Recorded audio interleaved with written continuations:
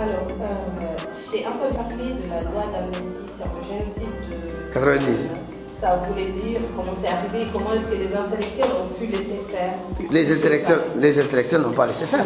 On est en 1989. Il y a eu ce que vous connaissez, à savoir les déportations et surtout les meurtres. Mais il y a eu surtout les événements de 90, au cours desquels des militaires ont été massacrés, dans le cadre d'un plan du système qui était destiné à déraciner tout le reste, tout ce qui restait de la présence négro-africaine, surtout au sein de l'armée, et au-delà, au sein de l'administration publique, pour jouer à plein feu, à plein régime, la domination chauvine dont je vous avais parlé tout à l'heure. Alors, 90, c'était aussi l'époque où il y a un énorme courant de démocratisation qui balaye la planète. On est au tout début du processus qu'on va appeler maintenant, plus tard, la mondialisation. L'effondrement de l'Union soviétique, l'ouverture du monde, le discours ultralibéral qui commence à prendre le pas sur tout autre discours dans le monde, fait qu'on a eu les effets discours de la boule du président Mitterrand. Bon, qui donc va demander aux néocolonies africaines de s'adapter à une nouvelle réalité, et ça va passer pour ce qui concerne la Mauritanie, par le fait que Oultaya, qui a toujours été un ami très proche de la France,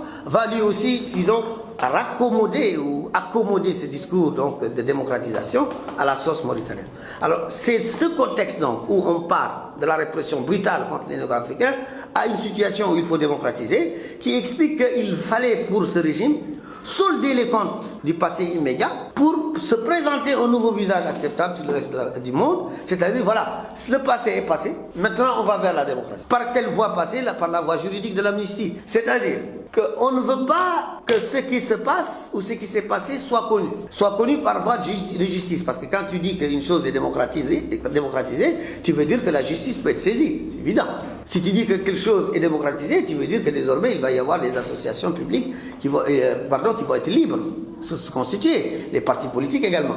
Tu veux dire surtout que les victimes pourront maintenant désormais s'associer pour porter l'affaire devant la justice. Il y a donc un risque qu'avec cette espèce d'ouverture démocratique qui s'annonçait, que cela ne se retourne comme un doigt que l'on met dans son propre œil contre le système lui-même. Et c'est donc dans ces conditions-là que les juristes de l'époque de Maouia ont concocté cette fameuse loi d'amnistie, en votant, pratiquement d'ailleurs dans une sorte de clandestinité, c'était épique, en votant cette loi de 2 lignes, qui d'ailleurs sur le plan de sa formulation juridique n'avait pratiquement pas de sens, parce qu'on a amnistié des événements. Mais jamais il n'est dit dans cette loi que ce sont les meurtres et le génocide qui avaient eu lieu qui sont amnistiés. Ça veut dire donc que même en droit pur, la loi d'amnistie elle-même est rédigée de telle façon qu'un juge normal ne peut pas le considérer réellement. Parce qu'on n'amnistie pas un événement, on amnistie des faits. Mais les faits doivent être cités. On doit dire ce qu'on amnistie. Et vous pouvez voir la loi, on ne dit jamais ce que l'on amnistie. Elle n'est pas valable doublement. Elle n'est pas d'abord valable dans sa façon d'être rédigée. Parce qu'une loi n'a de sens que lorsqu'elle a un sens. C'est ce qu'on apprend aux juristes. C'est-à-dire que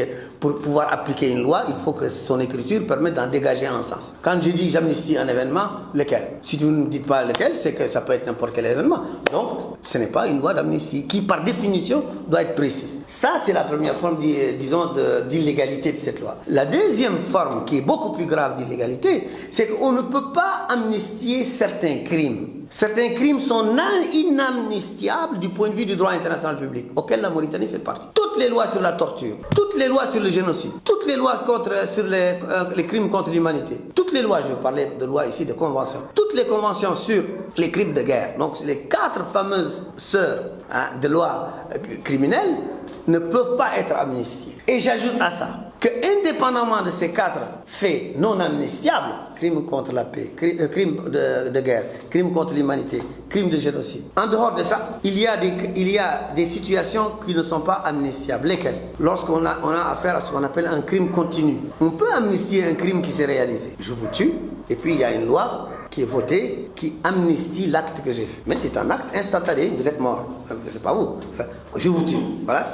Maintenant, supposez que je vous fasse disparaître. Je ne vous tue pas, mais je vous enlève. Vous êtes porté disparu. On ne peut pas amnistier cette disparition parce que c'est un crime continu, c'est le crime de disparition. Tant qu'on n'a pas vu votre cadavre et qu'on ne vous a pas identifié, on ne peut pas amnistier l'auteur de cet acte. Vous voyez, ce n'est pas lié à la gravité de l'acte ici. Crime de paix, crime contre la paix, crime contre le génocide, etc. Mais c'est en raison de la façon dont se déroule le crime. Il est continu. Parce qu'une disparition est continue tant qu'on n'a pas découvert le cadavre. Ou tant qu'on n'a pas découvert vivante la personne qui a disparu. Or, les militaires dont on parle et qui sont supposés avoir été amnistiés, personne ne les a vus depuis lors et personne n'a vu leur lieu d'inhumation. Et donc, on ne peut pas amnistier ces auteurs qui, par contre, et ce sont tous ceux sous lesquels ils exerçaient, c'est-à-dire leur chef immédiat, tout ce monde-là est effectivement sous le coup du crime de disparition parce qu'ils étaient sous leur commandement au moment où la dernière fois qu'on les a vus. Par conséquent, tant que ces gens-là ne disent pas où ils sont, on ne peut pas amnistier leur crime. Ça, c'est une autre discussion. On fait quelque chose, je vous signale, que le jour même où la loi d'amnistie était votée, les premiers à avoir manifesté, c'était les personnes qui étaient les ayants droit, c'est-à-dire les personnes qui réclamaient la justice, mais aussi, à l'époque, les forces de l'opposition, notamment à l'époque, c'était l'UFD Air Nouvelle, qui a organisé des marches et des manifestations devant l'Assemblée nationale. Ça, on l'oublie toujours. Et vous pouvez aller demander à l'association des veuves. Ce sont les Kardiata Malik Diallo qui les encadraient, avec les Lala Aïcha, etc., que vous pouvez aller contacter et vous raconteront dans le détail de ce qui s'était passé à l'époque, devant l'Assemblée nationale. On a envoyé effectivement des députés négro-africains pour chercher à justifier le vote de cette loi. Et ils ont été hués devant l'Assemblée nationale, il y a une tension extrêmement vive. Et ensuite, c'est à cette époque-là que pour la première fois, une forte délégation, j'ai eu l'honneur de les avoir accueillis à Paris, une forte délégation justement des veuves et des associations qui les soutenaient pour participer à la fameuse conférence de Vienne sur les crimes contre l'humanité et les crimes de génocide et pour la protection des droits de l'homme. Et c'est la première fois que ces associations sont sorties pour exposer le cas de la Mauritanie et de ce dont ont été victimes les négro-africains dans une instance internationale. On a constitué un groupe, on les a accueillis et c'est nous qui avons créé les conditions pour continuer sur Genève. Vous pouvez demander ça au gouvernement. La loi d'amnistie n'est pas valable. Elle n'est pas valable, bien sûr.